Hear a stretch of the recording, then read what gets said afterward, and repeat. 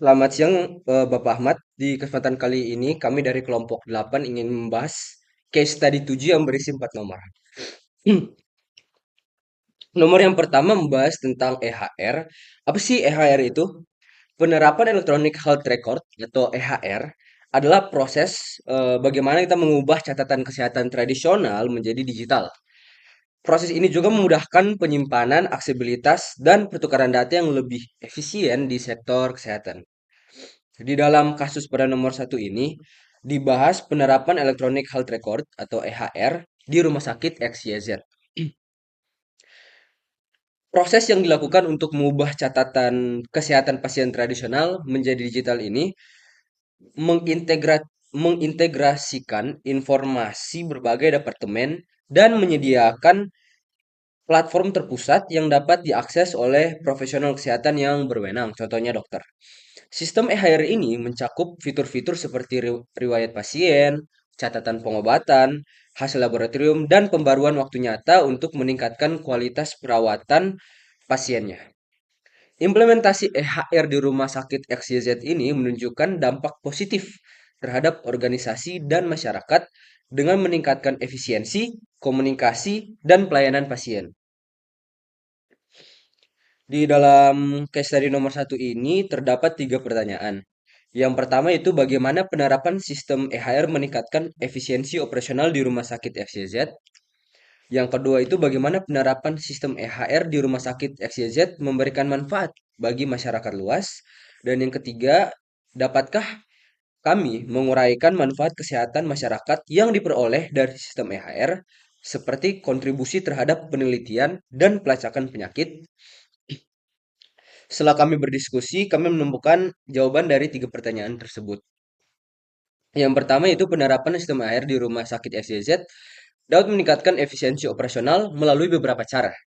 Yang pertama yaitu digitalisasi catatan pasien seperti menggantikan catatan kertas dengan sistem digital yang lebih mudah dikelola dan diperbarui. Yang kedua itu mengintegrasikan informasi berbagai departemen sehingga memungkinkan profesional kesehatan untuk mengakses informasi yang relevan dari berbagai departemen seperti dokter, perawat, dan laboratorium. Yang ketiga itu sistem HR menyediakan platform terpusat yang menghubungkan semua informasi medis dalam satu sistem. Ini dapat memudahkan akses dan pencarian informasi. Dan yang keempat itu sistem e-HR ini dapat menghapus proses manual dan menggantikannya dengan sistem digital seperti yang sudah disebutkan tadi. Dengan ini, JZ efisiensi dan menghemat waktu serta tenaga kerja. Jawaban dari yang nomor dua itu adalah penerapan sistem e-HR di rumah sakit XYZ ini dapat memberikan manfaat bagi masyarakat luas melalui berbagai cara. Yang pertama, meningkatkan kualitas perawatan pasien melalui akses terhadap informasi medis yang lengkap dan terbaru. Para profesional kesehatan dapat memberikan perawatan yang lebih baik dan efektif karena ini. Yang kedua, mengurangi kesalahan dan kecelakaan yang kemungkinan terjadi. Karena dengan menghapus proses manual yang dapat menyebabkan kesalahan, human error, sistem EHR dapat mengurangi kesalahan dalam pengobatan dan pengelolaan pasien. Yang ketiga, selain menghapus proses manual yang dapat menyebabkan kesalahan atau human error, sistem EHR ini juga dapat menghemat biaya yang dikeluarkan untuk menggantikan sistem yang lama yang sudah tidak efisien lagi. Yang keempat, yaitu hemat waktu. Karena dengan memungkinkan akses cepat ke informasi medis yang relevan, sistem EHR dapat mengurangi waktu tunggu yang diperlukan pasien untuk mendapatkan perawatan yang diperlukan. Jawaban yang nomor tiga yaitu manfaat kesehatan masyarakat yang diperoleh dari sistem EHR. Seperti kontribusi terhadap penelitian dan pelacakan penyakit. Dengan mengintegrasikan informasi medis dari berbagai departemen, sistem EHR dapat memberikan gambaran yang lebih luas tentang kesehatan masyarakat dan mengidentifikasi pola atau tren yang mungkin menunjukkan penyakit yang perlu diperhatikan. Selain itu, sistem EHR dapat digunakan untuk mengidentifikasi faktor risiko yang dapat meningkatkan risiko penyakit tertentu. seperti faktor lingkungan atau faktor perilaku. Dengan mengidentifikasi faktor resiko ini, rumah sakit dapat mengimplementasikan strategi pencegahan yang efektif untuk mengurangi risiko penyakit yang dapat terjadi dan meningkatkan kualitas perawatan pasien. Lanjut ke nomor 2. Selanjutnya nomor 2, pergeseran transformasional di retail. Menerapkan sistem manajemen inventaris terintegrasi. Pada studi kasus nomor 2 ini terdapat dua pertanyaan. Yang pertama, bagaimana perusahaan mengatasi penolakan karyawan atau resistensi karyawan dan memastikan kelancaran transisi ke sistem informasi baru? Jawabannya, resistensi karyawan adalah sikap atau perilaku yang menunjukkan ketidaksetujuan atau penolakan terhadap perubahan, kebijakan, atau tuntutan kerja yang baru. Hal ini bisa disebabkan oleh berbagai faktor, seperti ketakutan akan perubahan, kurangnya pemahaman tentang tujuan perubahan, atau ketidakpuasan terhadap manajemen. Oleh karena itu, untuk mengatasi penolakan karyawan atau resistensi karyawan dan memastikan kelancaran transisi ke sistem informasi baru, perusahaan dapat mengambil beberapa langkah strategis, yaitu menerapkan rencana manajemen perubahan komprehensif yang mencakup strategi pelatihan, lokakarya, dan komunikasi yang efektif kepada karyawan. Hal ini dapat membantu meredukasi kecemasan dan kekhawatiran serta mempersiapkan staf untuk menerima perubahan. Selanjutnya, memastikan komunikasi terbuka antara manajemen dan karyawan, termasuk penjelasan yang jelas mengenai alasan dibalik implementasi sistem baru, manfaat yang diharapkan, dan dukungan yang akan diberikan kepada karyawan selama dan setelah transisi. Selanjutnya, melibatkan karyawan dalam proses perencanaan dan pelaksanaan perubahan. Ini dapat dilakukan melalui pertemuan reguler, diskusi, atau bahkan tim khusus yang bertanggung jawab untuk mengawasi implementasi. Selanjutnya, mengakui dan menghargai kontribusi karyawan selama periode transisi. Hal ini dapat mencakup pujian publik, insentif, atau penghargaan bagi individu atau tim yang berhasil mengatasi hambatan dan menyesuaikan diri dengan sistem yang baru. Selanjutnya, kita beralih ke pertanyaan nomor 2. Hasil positif apa yang dirasakan Retail XYZ setelah dilaksanakannya sistem manajemen inventaris terintegrasi?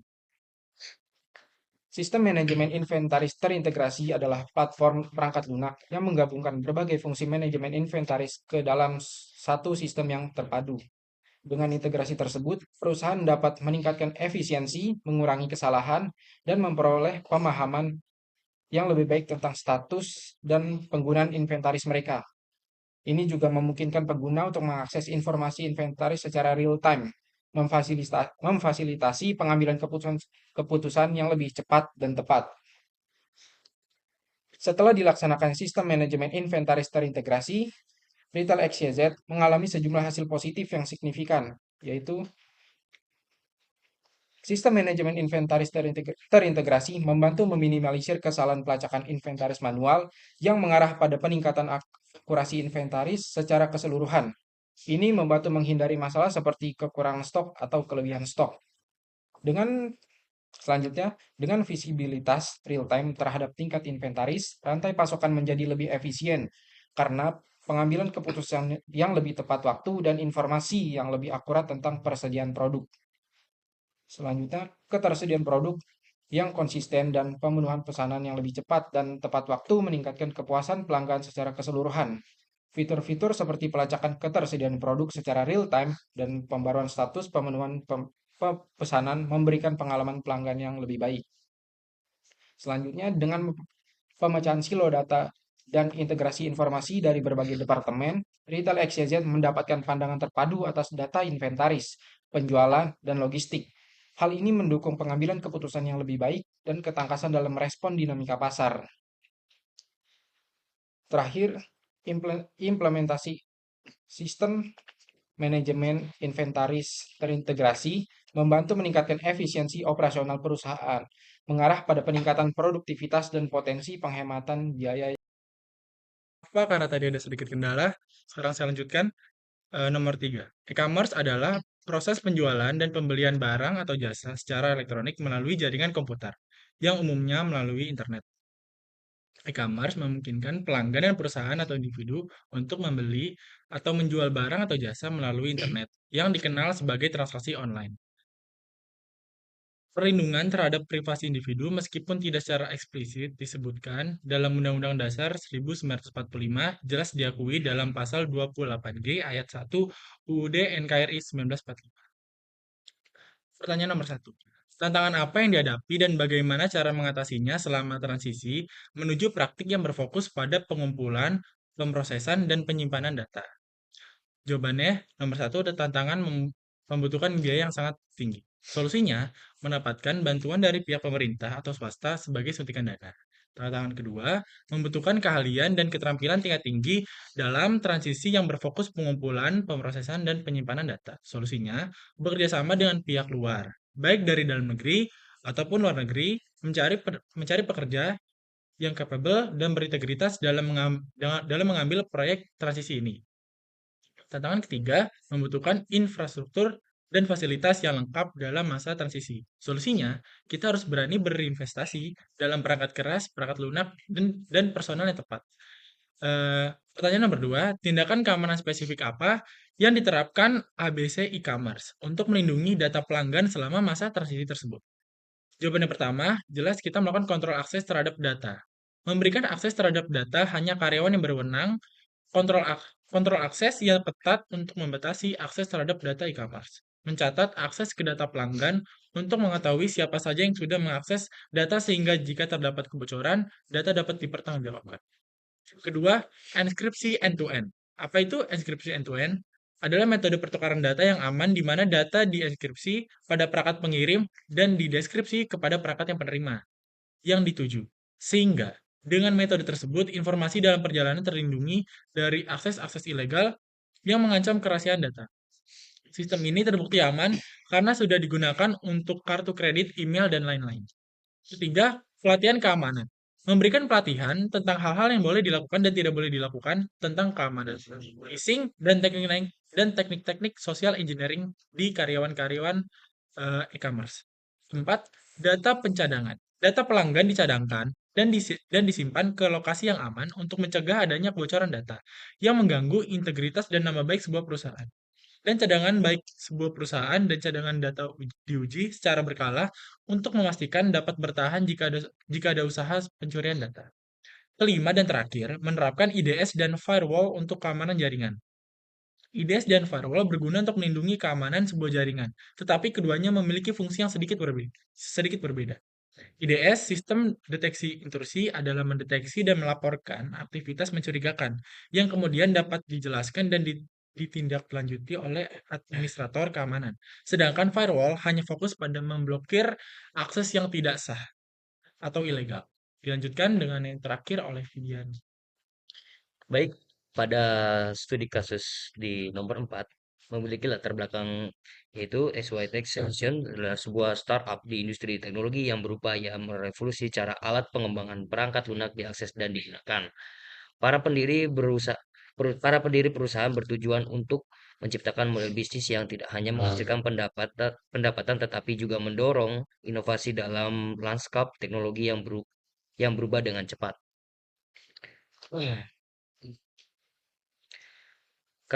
Karakteristik model bisnis XYZ Tech Solution ini berkontribusi terhadap pertumbuhan pesat dan kesuksesan pasar. Kombinasi pendapatan berbasis langganan, penawaran premium, infrastruktur berbasis cloud, ekosistem API terbuka, pembaruan berkelanjutan, dan strategi monetisasi, dan memposisikan perusahaan sebagai kekuatan inovatif dalam industri teknologi. Pada di studi kesini memiliki pertanyaan. Yang pertama yaitu adalah pertimbangan apa saja yang dipertimbangkan saat menerapkan strategi monetisasi data.